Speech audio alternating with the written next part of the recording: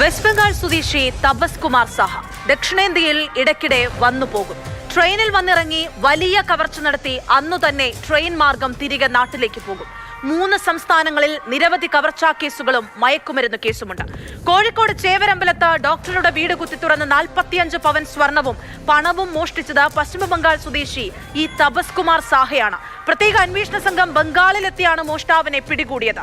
ഇയാൾ കേരളത്തിൽ സമാന രീതിയിൽ കൂടുതൽ മോഷണങ്ങൾ നടത്തിയിട്ടുണ്ടോ എന്ന് പോലീസ് അന്വേഷിക്കുന്നുണ്ട്.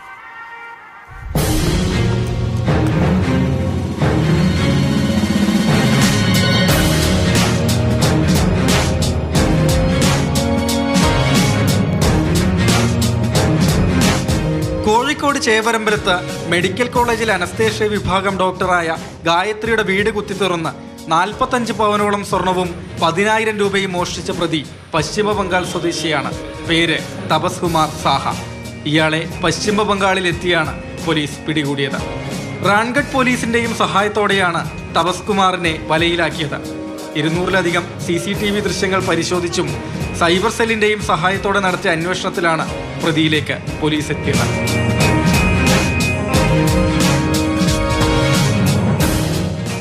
ഇക്കഴിഞ്ഞ 28-ന് പുലർച്ചെ 1:30-യോടെയായിരുന്നു മോഷണം. ഡോക്ടർ ഗായത്രിയും കുടുംബവും സ്വദേശമായ തിരുവനന്തപുരത്തായിരുന്നു.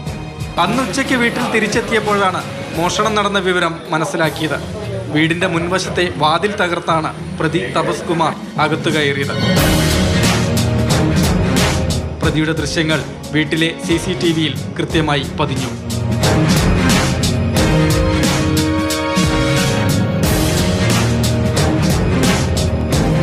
ലോക്കൊക്കെ ഉണ്ടായിരുന്നു ഗേറ്റിൻ്റെ. ഇവിടെ വന്ന് നോക്കിയപ്പോൾ ഒരു തുണി ചുറ്റിയിരുന്നു. അപ്പോഴാണ് ഞങ്ങൾക്ക് സംശയം തോന്നിയത്. അപ്പോൾ ഞങ്ങൾ നോക്കിയപ്പോൾ അത് സംശയം തോന്നിയപ്പോൾ വാതിൽ പിന്നെ പാർഷ്യലി ഓപ്പൺഡാണ്. ഞങ്ങൾ പിന്നെ ഇവിടെ റെസിഡൻസിലെല്ലാം വിളിച്ച് പറഞ്ഞു.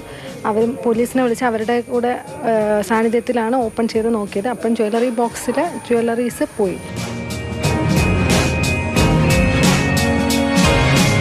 മോഷണശേഷം ചേവരമ്പലത്തുള്ള പണിതീരാത്ത വീട്ടിൽ ഒളിച്ചിരുന്ന പ്രതി 6 മണിയോടെ ഓട്ടോറിക്ഷയിൽ കയറി രക്ഷപ്പെടുകയായിരുന്നു.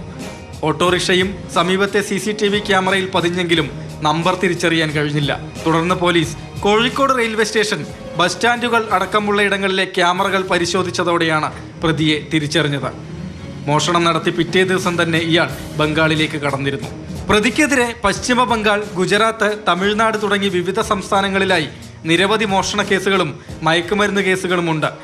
ട്രെയിൻ മാർഗം ഒറ്റയ്ക്ക് സഞ്ചരിച്ച് മോഷണം നടത്തി അന്നു തന്നെ തിരിച്ചു പോകുന്നതാണ് ഇയാളുടെ രീതി. ഇയാൾ കേരളത്തിൽ സമാന രീതിയിൽ മറ്റു മോഷണം നടത്തിയിട്ടുണ്ടോ എന്ന് അന്വേഷിക്കുകയാണെന്ന് പോലീസ് അറിയിച്ചു.